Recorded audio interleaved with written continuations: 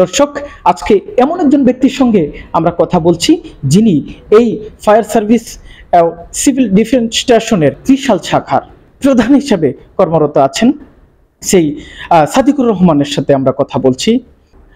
যে fire service ও civil defence সরকারের অন্যতম একটি সেবাধর্মী প্রতিষ্ঠান, সেই ধারাবাহিকতায় ত্রিশাল ফায়ার সার্ভিস ও সিভিল ডিফেন্স জনগণের সেবায় তথা ত্রিশালবাসীর সেবায় সর্বক্ষণ নিয়োজিত থাকে।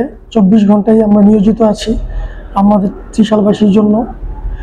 যে কোনো সড়ক দুর্ঘটনা এবং যে কোনো উদ্ধার কিংবা অগ্নিকাণ্ড সহ সকল দুর্যোগ দুর্ঘটনায় সবার আগে আমরা এই ত্রিশাল ফায়ার সার্ভিসের প্রত্যেকটি সদস্য সর্বদা নিয়োজিত থাকি মানুষের সেবায়। আমাদের এখানে সর্বসাকুল্যে আমাদের স্টাফ আছেন 27 জনের মতো।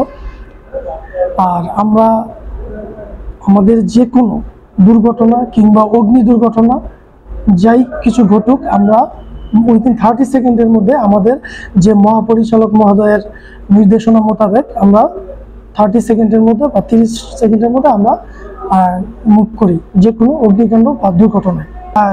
ঈদ আসলে যেহেতু এটা ঢাকা ময়মনসিংহ হাইওয়ে, সেক্ষেত্রে এইখানের যাতায়াত অনেক শত শত গাড়ি প্রতিদিন যাতায়াত করে এবং যাত্রীবাহী গাড়িগুলো অনেক যাতায়াত করে।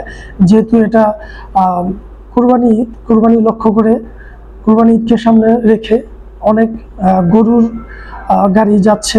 তো সেই ক্ষেত্রে আমরা সার্বক্ষণিক আমাদের টিম সহ আমি সব প্রস্তুত আছি।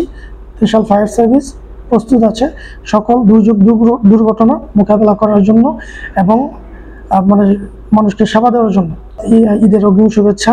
আমরা যারা বাড়িতে যাই, সর্বপ্রথম আমরা এমন একটা আমি মনে করি এমন একটা গাড়িতে উঠবো, ভালো একটা গাড়িতে উঠবো এবং অপরিচিত লোকের কাছে কোনো কিছু আমরা খাবো না, এবং যাতে করে আমরা অনাকাঙ্ক্ষিত কোনো দুর্ঘটনা থেকে আমরা মুক্তি পেতে পারি সেক্ষেত্রেই আমরা চেষ্টা করব এবং আমরা নির্বিঘ্নে যাতে বাড়ি যেতে পারি সেই প্রচেষ্টা থাকবে সবার জন্য আমার পক্ষ থেকে।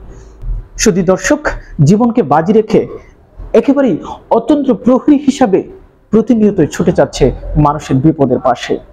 দর্শক, যারা জীবনকে বাজি রেখে অতন্ত্র প্রহরী হিসাবে মানুষের বিপদের পাশে দাঁড়াচ্ছে, এই হলো সেই ফায়ার সার্ভিস ও সিভিল ডিফেন্স স্টেশন ত্রিশাল শাখার।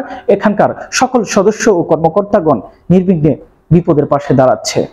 দর্শক, তাদের জীবনের উত্তরোত্তর সমৃদ্ধি কামনা করে বিদায় নিচ্ছি আমি জান্নাতুল ফারুকী।